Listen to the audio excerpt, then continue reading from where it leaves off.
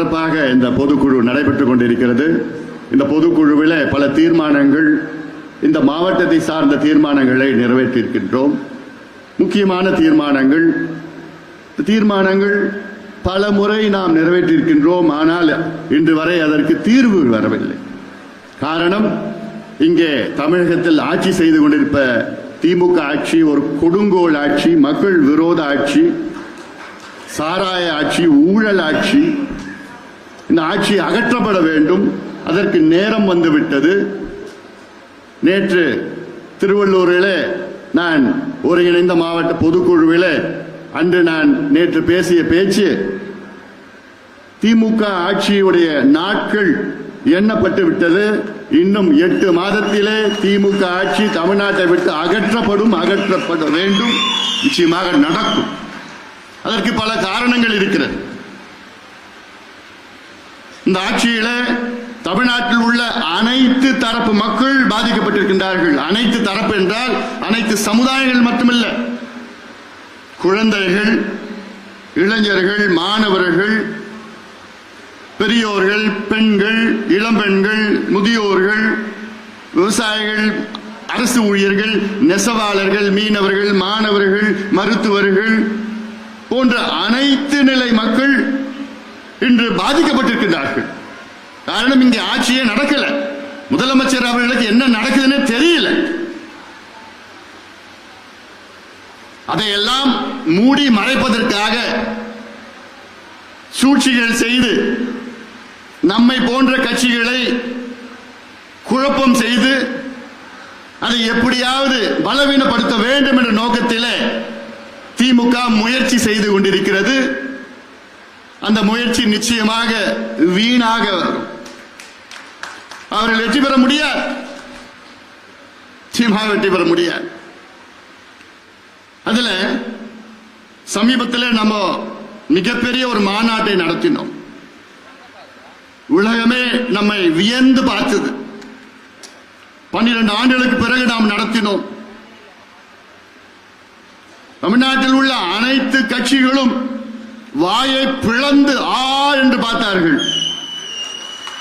அதில் அதிகமாக வயிற்றெரிச்சல் திமுகவுக்கு. என்னடா இவங்க எங்கிருந்து வந்தாங்க, எப்படி கூடினாங்க, எப்படி அமைதியா வந்தாங்க, அமைதியா போனாங்க, எங்கேயுமே பிரச்சனை வரலையே, 10 மணி வரைக்கும் அப்படியே உட்கார்ந்தாங்களே, அவங்களே சாப்பாடு எடுத்துட்டு வந்தாங்க, அவங்களே பஸ் எடுத்துட்டு வந்தாங்க, காலையில 4 மணிக்கு தான் வெளியில போனாங்க, ஆனாலும் அப்பயும் எங்கேயுமே பிரச்சனையே வரலையே, எங்கிருந்துடா வந்தாங்க, எப்படி வந்தாங்கன்னு அவங்களுக்கு எல்லாம் புரியல. அதனாலதான் இன்று இதை எப்படியாவது பலவீனப்படுத்த வேண்டும், நம் கட்சியை பலவீனப்படுத்த வேண்டும், நம் சமுதாயத்தை பலவீனப்படுத்த வேண்டும் என்ற நோக்கம் திமுகவுக்கு இருக்கிறது.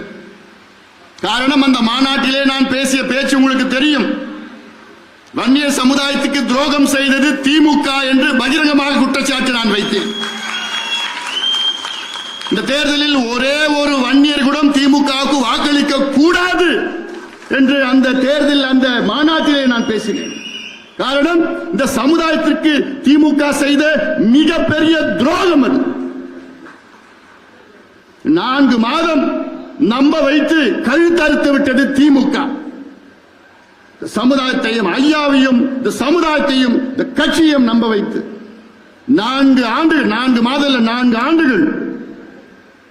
ஆண்டு காலம் நம்ப வைத்து நான் இந்த சமுதாயத்துக்கு இடஒதுக்கீடு தருகிறேன் என்று எத்தனை முறை சட்டமன்றத்துக்கு உள்ளேயும் போய் சொல்றார், வெளியிலையும் போய் எத்தனையோ முறை சந்தித்தோம். அப்போ ஒவ்வொரு முறையும் ஐயாவையும் என்னையும் பார்த்து நிச்சயமாக நான் செய்கிறேன்.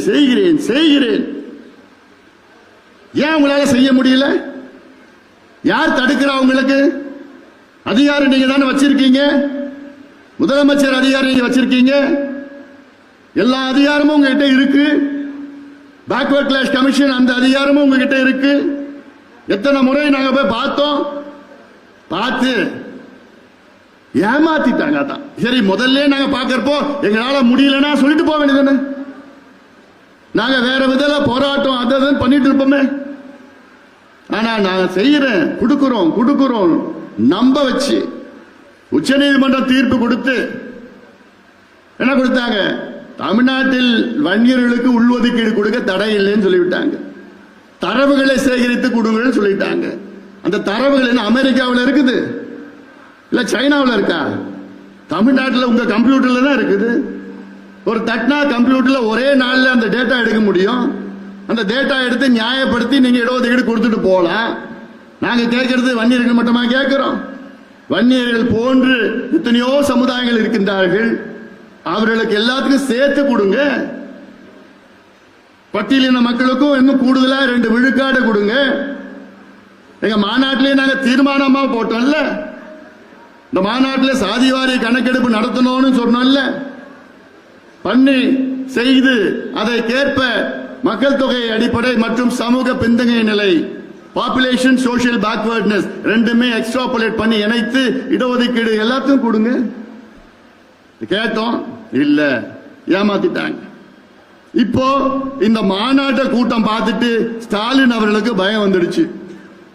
தமிழ்நாட்டில் அடுத்த வருகின்ற தேர்தலில் ஒட்டுமொத்த வன்னியர் சமுதாயம் திமுகவுக்கு ஓட்டு போட மாட்டாங்கன்னு முடிவாயிடுச்சு. அந்த பயம் ஸ்டாலின் அவர்களுக்கும் திமுக வந்துடுச்சு. இப்போ வந்த பிறகு என்ன இப்ப பண்ணிட்டாங்கன்னா, நம்ம கட்சியை பலவீனப்படுத்துவதற்கு சூழ்ச்சிகள் நடந்து கொண்டிருக்கிறது. இதை நீங்கள் புரிந்து கொள்ள வேண்டும். இதை நீங்கள் புரிந்து கொள்ள வேண்டும்.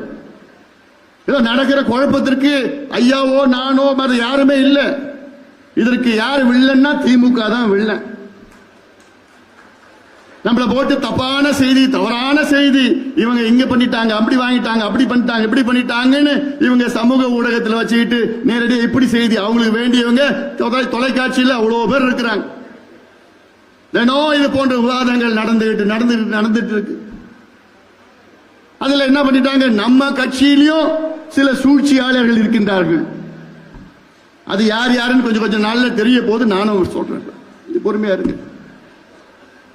அவங்க மூலமாக குழப்பங்கள் ஏற்படுத்துகின்ற ஒரு சூழல். திமுகவால நேரடியாக களத்தில் அவங்களால நம்மளை சந்திக்க முடியாது. அந்த தைரியம் திமுகவுக்கு இல்ல. எப்படியாவது திமுக அடுத்த ஆண்டு ஆட்சிக்கு வந்துடணும்.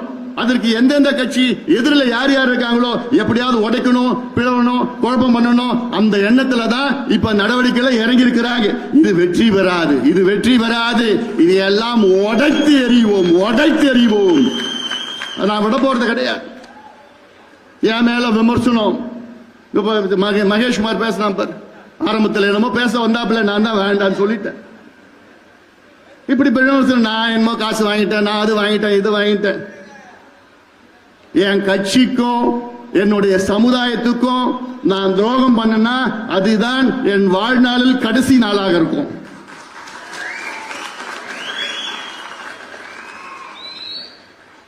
என் கட்சியும் என் சமுதாயத்துக்கும் என்னைக்குமே என்னால துரோகம் பண்ண மாட்டேன், பண்ண முடியாது. அது நீங்க புரிஞ்சுப்பீங்க. என்னை பத்தி உங்களுக்கு நல்லா தெரியும். ஆனால் நம்ம கட்சிக்குள்ள சில சூழ்ச்சியாளர்கள் இருக்காங்க. நான் இன்னைக்கு துரோகின்னு சொல்ல மாட்டேன், இன்னும் அந்த லெவலுக்கு போல. அவங்க இன்னைக்கு சூழ்ச்சியாளர்களா இருக்கிறாங்க. அவங்க சூழ்ச்சி பண்ணி ஐயா கிட்ட இப்படி அப்படி அப்படி இப்படி என்னென்னமோ சொல்லிட்டு இருக்கிறாங்க. ஐயாவுக்கும் அந்த அவங்கள பத்தி தெரியல. அதனால இதெல்லாம் நடந்துட்டு இருக்குது. அதனால ஏன்னா நானு இது வரைக்கும் நான் எதுவும் நான் பேசல வெளியில். நேற்று கூட உங்களை பார்த்தீங்க. இப்ப ஐயா எனக்கு மேல கோவம்னா மன்னிச்சிங்க. ஒரு அப்பா கிட்ட மன்னிப்பு கேட்கறது தப்பு கிடையாது. தொலைக்காட்சியில் ஐயா தானே இப்படி பண்ணிட்டான், அப்படி பண்ணிட்டான், இப்படி மன உளைச்சல் இருக்கிற, தூக்கம் இல்லை, இப்படி எல்லாம் சொல்லிட்டு இருக்கிறாரு. அது நேரில் உங்ககிட்ட சொல்லலாம், எங்கிட்ட சொல்லலாம், எல்லாம் பண்ணிட்டு போலாம். அதுக்காக நான் தான் சொல்லிட்டேன். இதுல என்ன இருக்குது? நான் எந்த தப்பும் பண்ணல, ஆனாலும் நான் மன்னிப்பு கேட்டிருக்கிறேன். எனக்கு நோக்கம் இந்த கட்சி, இந்த சமுதாயம் அடுத்த கட்டத்துக்கு கொண்டு போகணும்.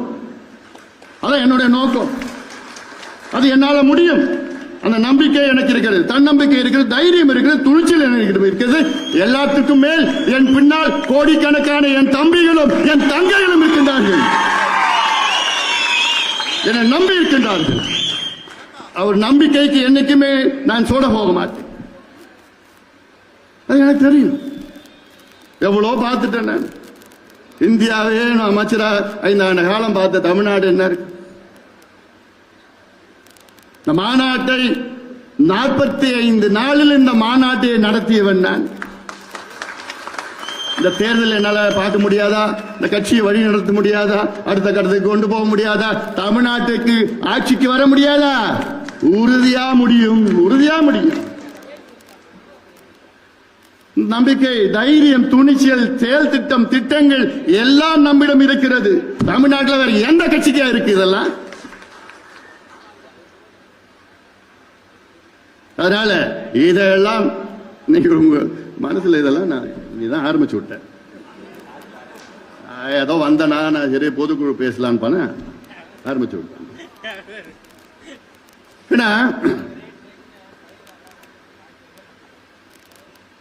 அமைதியா இருப்பது என்னுடைய பலம், என்னுடைய பலவீனம் கிடையாது, என்னுடைய பலம். இன்னைக்கு நான் அமைதியா தான் இருக்கிறேன். நம்ம யார எதிர்க்கணும், யார விமர்சனம் பண்ணணும், யார் நமக்கு எதிரி? யார் எதிரி? திமுக எதிரி. திமுக விமர்சனம் பண்ணுங்க, திமுக எதிருங்க. ஏன்னா நமக்கு துரோகம் பண்ணது திமுக. நமக்குள்ளே பிரச்சனை வேண்டாம், நமக்குள்ளே சர்ச்சை வேண்டாம், நமக்குள்ளே பதிவுகள் வேண்டாம். நம்ம எல்லாம் ஒரே குடும்பமா இருக்கிறோம், நம்ம எல்லாம் அண்ணன் தம்பிகளா இருக்கிறோம், மாமா மச்சானா இருக்கிறோம், எல்லாமே ஒரே குடும்பம். நமக்குள்ள யாரும் எந்த விமர்சனம் தேவையில்லை. சூழ்ச்சியாலே நம்ம எதிர்க்கிறான், களத்தில் அவனால நிக்க முடியாது. அவ்வளோ பெரிய கூட்டம், அவ்வளோ கூட்டம் வந்தது. எப்படி வந்தாங்க? பாசத்துல வந்தாங்க, பாசத்துல வந்தாங்கய்யா, ரத்த பாசத்துல வந்தாங்கய்யா. இது திமுக முடியுமா? இல்ல வேற எந்த கட்சியால முடியுமா? தமிழ்நாட்டில் ஒரே மாதம் வாங்கடா என் தம்பிகளா, என் தங்கைகளா, என் அண்ணன்மார்கள், அக்காமார்கள், தாய்மார்கள், வாங்க வாங்கன்னு ஒரு அழைப்பு. அத்தனை லட்சக்கணக்கான என் சொந்தக்காரங்க வந்து நிக்கிறாங்க. இது வேற யாருக்கு இந்த கொடுப்பினை இருக்கு? எனக்கு இருக்கு, இந்த கொடுப்பினை இருக்கு, எனக்கு இருக்கு. பார்த்து தான் பயந்து போய் அலறிட்டு இருக்கிறாங்க திமுக. ஏன்னா இன்னைக்கு திமுகன்னு போய் தெருவில் போய் சொல்லு, முறைச்சு பார்ப்பான், முறைச்சு பார்ப்பான், கோமா பார்க்கறான். என்னடா கட்சி, என்ன ஆட்சி நடத்திட்டு இருக்க, என்ன நடக்குது? முதலமைச்சருக்கும் தெரியல, மற்றவங்களுக்கு யாருக்கும் என்ன நடக்குதுன்னு கூட தெரியல. நீ பார்த்தா நம்ம கட்சிக்காரர் பக்கத்தில் சக்கரவர்த்தின்னு வழக்கறிஞர் அட்வொகேட் சுட்டுறாங்க, துப்பாக்கியால சுட்டு கொலை பண்றான். எங்கிருந்து வந்து இந்த கலாச்சாரம்? இந்த கலாச்சாரத்தை நாம அமெரிக்காவில் பார்ப்போம், ஐரோப்பாவில் பார்ப்போம், வெளிநாட்டில் பார்த்துருக்கோம். திட்டமிட்டு வந்து என்னென்னமோ பார்த்து கரெக்டா போய் வீட்டு பக்கத்தில் போறப்பல சிசிடிவில பார்த்தா தெரியுது.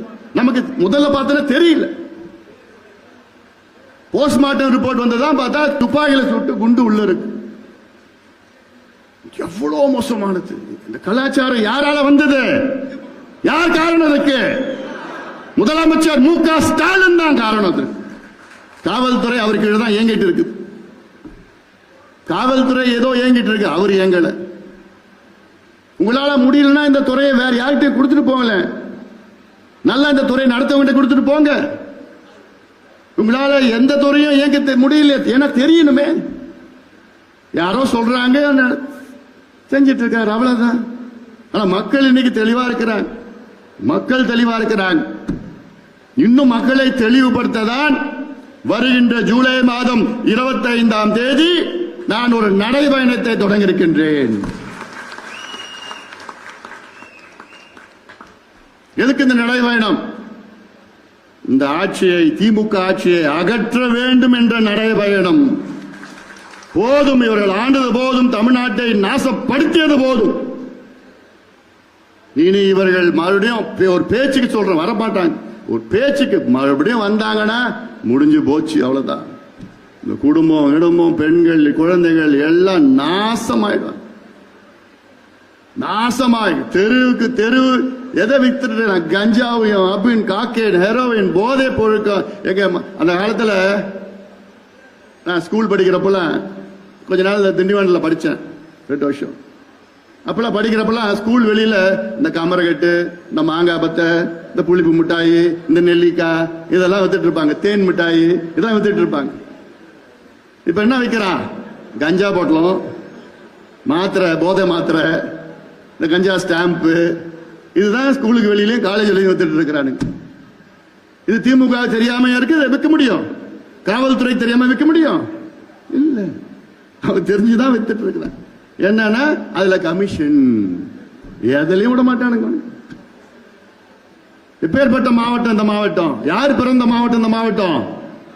பேரறிஞர் அண்ணா பிறந்த மாவட்டம் இந்த மாவட்டம், இந்த மண். பேரறிஞர் அண்ணாவுடைய மண் இந்த மண். ஆனா பேரறிஞர் அண்ணா அவர்கள் திமுக தொடங்கியவர், நிறுவனர், திமுக நிறுவனர். அவர் கடைசி காலம் வரைக்கும் 69 அண்ணா அவர்கள் மறைந்தார். 69 கடைசி காலம் வரைக்கும் அவர் மதுவுக்கு எதிராக போராடினார். மதுவிலக்கு வேண்டும் என்று அதை நிலைநாட்டினார். உறுதியாக இருந்தார். கடைசியில அவர் முதலமைச்சராக தான் இறந்தார். அப்ப கூட எவ்வளவு கேட்டாங்க அவர்கிட்ட, அண்ணா கிட்ட, எப்படியாவது வருமானம் இல்ல அரசுக்கு, அந்த மது விலக்கை உடைத்து மதுவை விற்க வேண்டும் என்று அதிகாரிகள் அவருடைய அமைச்சர்கள் எல்லாம் சொன்னப்போ, நிச்சயமா முடியாது, மதுவை விற்பது அரசு விற்பது. அப்போ அவர் சொன்ன வார்த்தை, குஷ்டரோகி கையில வெண்ணெயை இருப்பது போன்று சொன்ன வார்த்தையெல்லாம் நம்மளால மறக்க முடியாது. ஆனா அப்படிப்பட்ட அண்ணா பிறந்த இந்த மண், இந்த மாவட்டத்தில் 6 மது ஆலைகளை நடத்தி கொண்டிருக்கிறது திமுக. வெக்கக்கேடியா? மானம் ஈனம் இருந்ததுன்னா எல்லாம் பண்ணுவீங்களா? வெக்கக்கேடு. 6 மது ஆலைகள் அண்ணா பிறந்த இந்த மண்ணில திமுக நடத்தி கொண்டிருக்கிறது, திமுக அரசு நடத்தி கொண்டிருக்கிறது. அந்த 6ல் 5 திமுக ஆட்சிக்கு வந்து அதற்கு உரிமம் கொடுத்திருக்கின்றார்கள். எல்லாம் அடுத்து இந்த நடைபயணத்தில் எல்லாத்தையும் புட்டு புட்டு வைக்க போற நிறைய இருக்கு. இந்த நடைபயணம் ஜூலை மாதம் 25ஆம் தேதி தமிழக மக்கள் உரிமை மீட்பு பயணம். தமிழக மக்கள் உரிமை மீட்பு பயணம். தமிழக மக்களுடைய உரிமைகளை மீட்டெடுக்க வேண்டும். எல்லோரும் வாருங்கள். ஏன்னா நமக்கு எல்லா உரிமைகள் இருக்கிறது. அதுல நான் வெறும் 10 உரிமைகள் எடுத்திருக்கிறேன். 10 உரிமைகள். ஆனா இந்த 10 உரிமைகளும் எல்லாமே அடங்கிடுது. இந்த 10 உரிமைகள் அரசியல் சாசனம், கான்ஸ்டிடியூஷன் ஆஃப் இந்தியா, அதுல நமக்கு பல உரிமைகளை கொடுத்திருக்கிறது. அதுதான் இந்த உரிமைகள். இந்த உரிமைகள் நம்முடைய உரிமைகள். அதை நிலைநாட்டுவது, நிறைவேற்றுவது அரசினுடைய கடமை. ஆனா இந்த திமுக அரசு நிறைவேற்றிச்சா? அதை பத்தி என்னன்னு தெரியாது. மக்களுக்கும் உரிமை தெரியல, திமுக அரசுக்கும் கடமை தெரியல. அவங்களுக்கு தெரிஞ்சதெல்லாம் கொள்ளடிக்கணும், காசு சம்பாதிக்கணும். காசு சம்பாதிச்சு தேர்தல் நேரத்தில் 500 1000 கொடுத்தா முடிஞ்சு போச்சு. தமிழக முதலமைச்சர் மு.க. ஸ்டாலின் அவர்கள், அவர் பேர் வச்சது கலைஞர் அவர்கள். இந்த பேர் வைக்கிறப்போ ரஷ்யா அப்போ இருக்கின்ற அதிபர் ஸ்டாலின் அவர் பேர் தான் நம்முடைய இருக்கிற முதலமைச்சருக்கு பேர் வச்சார். ரஷ்யாவில் உள்ள ஸ்டாலின் அவர்கள் அவர் ஆட்சி காலத்தில் ரஷ்யாவுடைய நாடாளுமன்றத்திற்கு ஒரு நாள் வந்தார். வந்தப்போ கையில ஒரு கோழி எடுத்துட்டு வந்தார். அந்த கோழியை எதுக்கு எடுத்து வந்தார்? எல்லாருக்கும் ஆச்சரியம். நாடாளுமன்றத்தில் என்னடா அது கோழி எடுத்து வந்திருக்கிறார். பிறகு அந்த கோழிய, அந்த இறக ஒன்னு ஒன்னா பிச்சு எடுத்தார். ஒன்னு ஒன்னா பிச்சு எடுத்தார். எல்லாத்தையும் பார்த்து பிச்சு எடுத்துட்டு அந்த இறகு இல்லாத கோழி உயிரோட இருந்தது. அந்த கோழியை தரையில தூக்கி போட்டார். எல்லாருக்கும் என்னடா இது, கோழியை எடுத்து வராரு, இறக பிச்சு உயிரோட கோழியை தரையில போட்டுட்டார். பிறகு அவர் பாக்கெட்ல கொஞ்சம் தானியத்தை எடுத்து வந்தார். அந்த தானியத்தை கோழி பக்கத்தில் போட்டாரு. அந்த கோழி அந்த தானியத்தை சாப்பிடுது. இறகில்லாத சாகிற நிலையில் இருக்கிற அந்த கோழி, ஆனாலும் அப்போ அந்த தானியத்தை சாப்பிடுது. பிறகு வேற என்ன பண்ணாரு? அந்த தானியத்தை கொஞ்சம் கொஞ்சமா போட்டு அவரை நோக்கி போட்டார். அந்த தானியத்தை அந்த கோழி எப்படியோ துடிச்சு துடிச்சு அந்த தானியத்தை வந்து சாப்பிட்டு சாப்பிட்டு அவருக்கு கிட்டே வந்துடுச்சு. அப்ப சொன்னாரு, இதுதான் மக்களுடைய நிலை. மக்கள் எவ்வளோ மக்களை புழிஞ்சு எடுத்தாலும் கடைசியில தேர்தல் நேரத்திலேயோ கடைசியில ஏதாவது இந்த மக்களுக்கு கொடுத்தா எல்லாத்தையும் மறந்துடுவாங்க அப்படின்னு அந்த வார்த்தையை சொன்னார். தமிழ்நாட்டில் அதுதான் இப்பொழுது நடந்து கொண்டிருக்கிறது. மக்களை எவ்வளோ புழிஞ்சு எடுத்துக் கொண்டிருக்கின்ற திமுக, மக்களை பற்றி கவலைப்படாத திமுக, பெண்களை பற்றி கவலைப்படாத திமுக, விவசாயிகளை கவலைப்படாத திமுக, நெசவாளர்களை பற்றி எந்த அக்கறை இல்லாத திமுக, அரசு ஊழியர்கள் சொன்னேன் போன தேர்தலில் ஒட்டுமொத்தம் அரசு ஊழியர்களும் குடும்பம் குடும்பமா பாஞ்சி பாஞ்சி ஓட்டு போட்டாங்க திமுகவுக்கு. மீதி திமுக அவங்களுக்கு என்ன போட்டுச்சு? இப்போ பட்ட நாமத்தை போட்டு. இனி யாராவது அரசு ஊழியர் திமுக சார்பில் எங்கேயாவது தெருவில் ஓட்டு கேட்க முடியுமா? முடியாது, முடியாது. இன்னைக்கு பெண்கள் திமுக சார்பில் எங்கேயாவது ஓட்டு கேட்க முடியுமா? பெண்களுக்கு பாதுகாப்பு இருக்க? யாராவது பெண்கள் சாலையில தனியாக போய் நடந்து போக முடியுதா? இப்போ ஒரு பக்கம் சாராயத்தை கொடுத்துட்டா, மறுபக்கம் போதை பழக்கம், எங்க பார்த்தாலும் போதை. அண்ணா யூனிவர்சிட்டியில படிக்கிற பெண்களுக்கே பாதுகாப்பு இல்லை. உங்களுக்கு எல்லாம் நீங்க எந்த நிலையில? சென்னையில் உள்ள அண்ணா யூனிவர்சிட்டிக்குள்ள பெண்களுக்கு பாதுகாப்பு. நீங்களாம் எந்த மூலைக்கு எந்த நிலையில? நீங்களாம் அதனால பெண்களுக்கு பாதுகாப்பு இல்லாத பெண்கள் விரோத ஆட்சி இங்கே தமிழ்நாட்டில் நடந்து கொண்டிருக்கிறது. விரோத ஆட்சி. மாணவர்களோ இளைஞர்களும் கவலை இல்லை. அதுதான் தமிழ்நாட்டு பெண்களுக்கு நான் சொல்ல வர்றது என்னன்னா, இந்த 1000 ரூபாய் கொடுக்கறாங்கல்ல, 1000 ரூபாய் கொடுத்துட்டாங்க. அந்த உதவி தொகை 1000 ரூபாய். அப்போ நீங்க ரஷ்ய அதிபர் ஸ்டாலின் அவர்கள் நினைச்சுக்கங்க. ஸ்டாலினையும் அந்த கோழி எப்படி பிச்சு போட்டாரு நினைச்சுக்கங்க. இதுதான் உங்களுக்கு தமிழ்நாட்டில் உள்ள பெண்களுக்கு ஒரு கதை. இது பாடம், உங்களுடைய வாழ்க்கை பாடம். அது திமுக அரசு கொடுக்கிறது 1000 ரூபாய் இந்த கையில வாங்கி இந்த கையில எங்க போகுது? டாஸ்மாக் கடைக்கு போகுது. டாஸ்மாக் கடையில் வர பணம் யார்கிட்ட போகுது? நம்ம தமிழ்நாட்டுக்கு, தமிழ்நாட்டு ஆளுங்கட்சிக்கு போகுது. இது நான் மட்டும் சொல்லல. சமீபத்தில் என்போர்ஸ்மெண்ட் டைரக்டரேட், அமலாக்கத்துறை ஒரு ரேட் பண்ணாங்க, விசாரணை பண்ணாங்க. அதுல பார்த்தா சும்மா லேசா ஒரு சின்ன கீறல் பண்ணாங்க. அதுல டாஸ்மார்க்ல சின்ன கீறல். அந்த கீரல்ல எவ்வளவு கண்டுபிடிச்சாங்க? 1000 கோடி. சின்ன கீரல். அது இன்னும் பெருசாக்கி பள்ளம் தோண்டினாங்கன்னா வச்சுக்கீங்களா, 40,000 கோடி, 50,000 கோடி. அதே போன்று மணல் கொள்ளை. பாலாறு இங்க போகுது, பக்கத்துல தான் போகுது. இந்த பாலாத்தை பற்றி யாராவது இவ்வளவு காலமா கவலைப்பட்டாங்களா? யாருமா கவலைப்பட்ட? அந்த பாலாத்துல ஐயா கவலைப்பட்டாரு, இந்த அன்புமணி கவலைப்பட்டான், பாட்டாளி கட்சி கவலைப்பட்டது. இதை தவிர வரைக்கும் எந்த கட்சியாவது இந்த பாலாத்தை எப்படி காப்பாற்றணும், பாலாற்றை காப்போம், பாலாற்றை காப்போம் எப்படி யாராவது கவலைப்பட்டாங்களா? ஐயா அப்போ நடைபயணம் சைக்கிள் பேரணி பண்ணார், பாலாத்தை காப்போம். வாலாஜால இருந்து வாணியம்பாடி 3 நாள் சைக்கிள்ல போனார், ஐயா போனார். அதன் பிறகு நான் ஒரு நாள் போனேன், ராணிப்பேட்டையில இருந்து வேலூர் வரைக்கும் சைக்கிள்ல. ஜூன் மாதம் வெயில், மத்தியானம் 12 மணி. எதுக்கு போனோம்? விழிப்புணர்வு. அதன் பிறகு பாலாற்றை காப்போம் என்று 2 நாட்கள் நடைபயணம் நான் மேற்கொண்டேன். பிள்ளூர்னு இருக்கு ஆந்திரா பார்டர், அங்க இருந்து சதுரங்கப்பட்டினத்துல பாலாறு கரை, அது வரைக்கும் 2 நாள் நடந்து துண்டு பிரஸ் எல்லாம் கொடுத்து பாலாத்தை எப்படியாவது காப்பாற்றணும், பாலாத்துல எப்படியாவது தடுப்பணை கட்டணும். பாலாறு தமிழ்நாட்டில் 223 கிலோமீட்டர் போகுது. ஆந்திரா பார்டர்ல இருந்து சதுரங்கப்பட்டினம் 223 கிலோமீட்டர். நம்ம போராட்டம் செய்ய முன்பு வரை அதுல ஒரே ஒரு தடுப்பணை தான் கட்டியிருக்கிறாங்க. எப்ப கட்டினது? வெள்ளக்காரன் கட்டினா வாலாஜாவில் கட்டினான். வெள்ளக்கார ஆட்சியில் இதே ஆந்திரா, இதே பாலாத்துல மொத்தம் ஆந்திராவில் பார்த்தா 32 கிலோமீட்டர் தான் ஆந்திரா வழியா வருது. கர்நாடகாவில் தொடங்குது பாலார், ஆந்திராவில் 32 கிலோமீட்டர் தான் உள்ள வருது. அந்த 32 கிலோமீட்டர்ல 22 தடுப்பணை ஆந்திரா கட்டிட்டான்.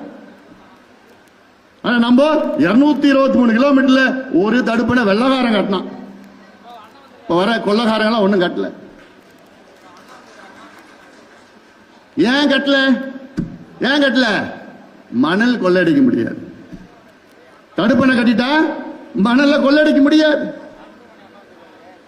எவ்வளோ பாவம், படுபாவம், அது படுபாவம். ஆனா நம்ம போராட்டம் பண்ணி இன்னைக்கு 3 தடுப்பணை கட்டி இருக்கிறாங்க. யாருனால? பாட்டாளி மக்கள் கட்சியினால 3 தடுப்பணை பாலாத்துல கட்டி இருக்க. வேற யாருமே காரணம் இல்லை. அவங்க சொல்லிக்கலாம், நாங்க தான் கட்டணும். ஏன் 67 இருந்து ஆட்சி பண்றீங்களே, அப்ப கட்ட வேண்டியதானையா? நாங்க போராட்டம் பண்ணி, நடைபயணம் பண்ணி, சைக்கிள் போராட்டம் பண்ணி, போராட்டம் பண்ணி, அதுக்கப்புறம் சொல்லிதான் அப்புறம் இப்ப கட்டியிருக்கீங்க. அங்க கருங்குழியில ஒரு தடுப்பணை இருக்குது. ஈசூர், மூத்தூர், வாயிலூர் அந்த பக்கத்தில் இருக்கு. இன்னும் மூத்தூர், ஈசூர், மூத்தூர், அங்க ஒரு தடுப்பணை போராட்டம் பண்ணி அங்க கட்டிட்டாங்க. அந்த தடுப்பணை கட்டின பகுதியில் திமுக சார்ந்த ஒரு பஞ்சாயத்து தலைவர் இந்த மாநாடு, வன்னியர் மாநாடு முன்பு என்னுடைய அலுவலகத்தில் என்ன பார்த்தார். கரை வேட்டி கட்டி தான் வந்தார். பார்த்துட்டு அந்த மாநாட்டுக்கு ஒரு 10,000 ரூபாய் நிதி கொடுத்தார். கொடுத்துட்டு அவர் சொன்னாரு, ஐயா எனக்கு அவரு ஊர் பாலாத்துல இருந்து 10 கிலோமீட்டர் தள்ளி உள்ள இருக்கு. அவர் சொன்னார், ஐயா எனக்கு 26 ஏக்கர் நிலம் இருக்கு. இவ்வளோ வருஷமா நான் அந்த 26 ஏக்கர்ல வெறும் 6 ஏக்கர் தான் என்னால விவசாயம் பண்ண முடிஞ்சது. கிணத்து விவசாயம், கிணத்து பாசனம். ஆனா என்னைக்கு இந்த தடுப்பணை கட்டினாங்களோ ஆண்டு முழுவதும் என் கிணத்துல முழுசா தண்ணி இருக்கு. 26 ஏக்கர்ல நான் இன்னைக்கு 22 ஏக்கர் நான் விவசாயம் பண்றேன். அவ்வளோ தண்ணி இறைச்சியும் என் கிணத்துல 3/4 தண்ணி எப்பவுமே இருந்துட்டு இருக்கு. இதற்கு காரணம் நீங்க தாயான்னு என் காலை பிடிச்சி சொல்றாரு. ஐயா நீங்க தாயான்னு சொல்லிட்டு திமுகவில் ஒரு பஞ்சாயத்து ஊராட்சி மன்ற தலைவர், ஐயோ காலெல்லாம் விழாதீங்க, கடமையை தான் நாங்க பண்ணோம். இது ஒரு சாதாரண ஒரு உதாரணம். அப்போ ஒரு தடுப்பணை கட்டினா சுத்தி 10 கிலோமீட்டர் 20 கிலோமீட்டர் உள்ள கிணறு, போர், கீரு எல்லாம் அவ்வளோ நன்மை ஒரு மேலே ஏறிடுது. இதாயா வேணும், இதுதானே நாங்க கேட்கிறோம், இதுதானே நாங்க செய்வோம். எங்களுக்கு ஆட்சி அதிகாரம் இருந்ததுன்னா கையெழுத்து டக்குன்னு பாலாத்திலையா ஒவ்வொரு 10 கிலோமீட்டரும் தடுப்பணை கட்டு, 23 தடுப்பணை டக்குன்னு கட்டிடுவோம். மழை காலத்தில் மட்டும்தான் தண்ணி வருது. முன்னெல்லாம் ஒரு காலத்தில் பால் போன்ற ஆறு 2 கரையை புரண்டு போவோம், பால் ஆறுன்னு வச்சாங்க. இப்ப ஆந்திராவில், கர்நாடகா தடுப்பணை கட்டிட்டான். இதெல்லாம் உங்களுக்கு சொல்லி இதெல்லாம் நீங்க செய்யணும். அதுக்காக தான் இப்போ இந்த நடைபயணம். இதுல 10 உரிமைகள். இந்த 10 உரிமைகள்ல முதல் உரிமை சமூக நீதிக்கான உரிமை, ரைட் டு சோஷியல் ஜஸ்டிஸ். இதுல எல்லாமே அடங்கிடும். இதுல தமிழ்நாட்டில் 69 விழுக்காடு இடஒதுக்கீடு பாதுகாக்கப்படும். வன்னியர்களுக்கு உள்ஒதுக்கீடு, வன்னியர்கள் போன்ற மற்ற சமுதாயங்களுக்கு உள்ஒதுக்கீடு, பட்டியலின மக்களுக்கு 2 விழுக்காடு அதிகமாக கூடுதலாக ஒதுக்கீடு, எல்லாருக்கும் கல்வி, எல்லாருக்கும் வேலை வாய்ப்பு, இதெல்லாம் ரைட் டு சோஷியல் ஜஸ்டிஸ். அடுத்தது வன்முறையில்லா வாழ்வுக்கான மகளிர் உரிமை, women's right to live free from violence. பெண்கள் வன்முறை இல்லாத ஒரு சூழலில் பெண்கள் வாழ வேண்டும் என்ற உரிமை எல்லா பெண்களுக்கும் இருக்கு. எல்லா பெண்களுக்கும் இருக்கு. அந்த உரிமையை நிலைநாட்டுவது, நிறைவேற்றுவது கடமை, அந்த கடமை தமிழக அரசுக்கு இருக்கு. ஆனா அதை பத்தி ஸ்டாலினுக்கும் அதுக்கும் எந்த சம்பந்தமே கிடையாது. ஏன்னா செய்யற கொடுமைகள்லாம் யார் செய்யறா? ஆளுங்கட்சிக்காரன் தான் செஞ்சிட்டு இருக்கிறாங்க. அவங்கிட்ட போய் செய்யறவங்கிட்டயே போய் பஞ்சாயத்து கேட்டா என்ன பண்ணுவான்? மூணாவது, வேலைக்கான உரிமை, ரைட் டு எம்ப்ளாய்மெண்ட். வேலை கொடுப்பது தமிழக அரசினுடைய கடமை. நான் படிச்சிருக்கிறேன், எனக்கு வேலை வேணும், எனக்கு வேலை கொடுக்கணும், இது என்னுடைய உரிமை. கொடுப்பது தமிழக அரசினுடைய கடமை. இது நான் விளவாரியா நீ சொல்ல முடியல. நான் அதுக்கப்புறம் அடுத்தது வரப்ப நான் சொல்றேன். நான் அடுத்து இப்ப நீங்க அடுத்தடுத்து என்னென்ன செய்யணும்? மாநாடுக்கு சோறு விளம்பரம் பண்ணுங்க, சோறு விளம்பரம் பண்ணுங்க, துண்டு பிரசுரம் கொடுக்க போறேன். நான் அது பயிற்சி எல்லாம் உங்களுக்கு கொடுக்க போறேன். என்னென்ன எதுக்கு இது நடை வேணும்? 100 நாள் நடை வேணும். ஜூலை 25ஆம் நாள் நம்முடைய இனமான காவலர் சமூக நீதி போராளி மருத்துவர் ஐயாவுடைய பிறந்த நாள். 100 நாள் நவம்பர் 1ஆம் தேதி வரைக்கும் அந்த நடைபயணம் நிச்சயமாக இந்த அரசை அகற்ற வேண்டும் என்ற நோக்கத்தில் உள்ள அனைத்து மக்களும், அனைத்து தரப்பு மக்கள், நீங்க இந்த கட்சியில் இருக்கணும் அவசியம் கிடையாது, எல்லாமே வாங்க நடைபயணத்தில் எல்லாத்துக்கும் ஆதரவு கொடுங்க. திமுக ஆட்சி அகற்ற வேண்டும், திமுகவை வீட்டுக்கு அனுப்ப வேண்டும் என்ற உணர்வு, அந்த சிந்தனை உள்ள அத்துணை பேரும் இந்த நடைபயணத்தில் நீங்கள் எல்லோரும் பங்களிக்க வேண்டும். அடுத்தது வளர்ச்சிக்கான உரிமை, ரைட் டு டெவலப்மெண்ட், அடிப்படை சேவைக்கான உரிமை, ரைட் டு பப்ளிக் சர்வீசஸ், கல்வி நலவாழ்வுக்கான உரிமை, right to health and right to education, மது போதை பொருட்களால் பாதிக்கப்படாமல் இருக்கும் உரிமை, right to be free from alcohol and drug harm, நீடித்திருக்கும் நகர்ப்புற வளர்ச்சிக்கான உரிமை, right to sustainable urban development, ஆரோக்கியமான சுற்றுச்சூழலுக்கான உரிமை, ரைட் டு ஹெல்தி என்வாயர்மெண்ட். இதையெல்லாம் நிலைநாட்டி, இது எல்லாமே நம்ம உரிமைகள்மா, இது எல்லாமே நம்ம உரிமைகள். நம்முடைய பிள்ளைகள், நம்முடைய குழந்தைகள், நம்முடைய பெற்றோர்கள், நம்முடைய உறவினர்கள், நம்முடைய சக தோழர்கள் எல்லாமே இந்த உரிமைகள் வருது. அதனால இதை நிலைநாட்டி தான் நம்ம நடைபயணத்தை மேற்கொள்ள இருக்கின்றேன். இதே போன்ற இங்கே நம்முடைய பரந்தூர் விமான நிலையம், இதே மண்டபத்தில் தான் கருத்து கேட்கிற கூட்டம் நடந்தது. இங்க தானே கருத்து கேட்கிற கூட்டம் நான் தான் முதல்ல நடத்தினேன். அவ்வளவு வந்தாங்க, எல்லாமே வந்தாங்க கருத்து கேட்டு. பிறகு நம்முடைய சட்டமன்ற உறுப்பினர்கள் ஒரு குழுவாக அமைத்து அங்க இருக்கின்ற 11 கிராமத்திற்கும் அந்த சட்டமன்ற உறுப்பினர்கள்லாம் நம்முடைய ஹரி, மகேஷ், உமா எல்லாமே போனாங்க. நம்ம பொருளாளரும் போனாங்க. அதில் போயிட்டு அங்கெல்லாம் பார்த்தாங்க. பார்த்துட்டு கேட்டுட்டு அதற்கப்புறம் அரசாங்கத்தை போய் பார்க்க வச்சோம்.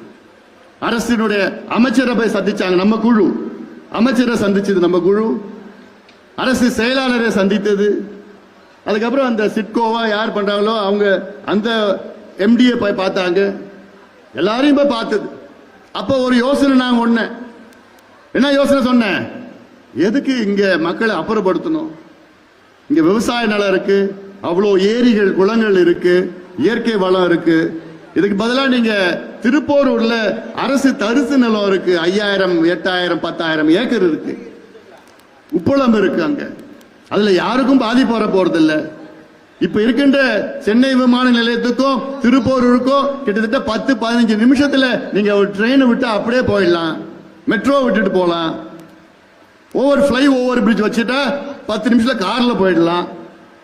இதான் வெளிநாட்டுல நடக்குது. அங்க பண்ணலான்னு அவ்வளோ யோசனைகள் கொடுத்தோம். ஆனா திமுக அரசு பிடிவாதமாக பரந்தூர்ல தான் நாங்க விமான நிலையம் அமைப்போம் பிடிவாதமாக இருந்து கொண்டிருக்கின்றார்கள். அதுக்கு என்ன காரணம்னு உங்களுக்கும் தெரியும். என்ன காரணமா? திமுக பெரும் கம்பெனி வச்சிருக்கிறாங்க, ரியல் எஸ்டேட் கம்பெனி எல்லாம் வச்சிருக்கிறாங்கல்ல, அவங்க எல்லாமே பரந்தூர் விமான நிலையம் சுத்தி சுத்தி சுத்தி சுத்தி நிலத்தை வாங்கி வச்சுட்டானுங்க. ஆயிரக்கணக்கான ஏக்கர் நிலத்தை இந்த ரியல் எஸ்டேட் அந்த ரியல் எஸ்டேட் திமுகவை சார்ந்தவர்கள் எல்லாம் அங்க ஆயிரக்கணக்கான ஏக்கர் நிலத்தை அங்க வாங்கி வச்சுக்கிட்டு இந்த விமான நிலையம் இங்கதான் வரும்னு முடிவா இருக்கிறாங்க. அப்படி விமான நிலையம் வந்ததுன்னா அவங்க நிலம் என்ன ஆகும்? கூடுதல் மதிப்பு அதிகமாக விற்பாங்க. இந்த ஒரே காரணத்துக்காகத்தான் எவ்வளவு மக்கள் எதிர்ப்புகளும் வந்து இங்க ஆல்டர்னேட் இடம் இருக்குது, மாற்று இடம் இருக்கு, இல்லைன்னா கூட பரவாயில்ல. மாற்று இடத்துல நாங்க பண்ண மாட்டோம், இங்கதான் நான் பண்ணுவோம் பிடிவாதமா. காரணம் இந்த ஒரே காரணம் தான், ஒரே காரணம். அதனால பரந்தூர் விமான நிலைய மக்களுக்கு ஒரு அன்பான ஒரு வேண்டுகோள், இன்னும் ஒரு 8 மாசம் காத்துன்னு இருங்க. புரியுதா? இந்த ஆட்சி போயிடும்.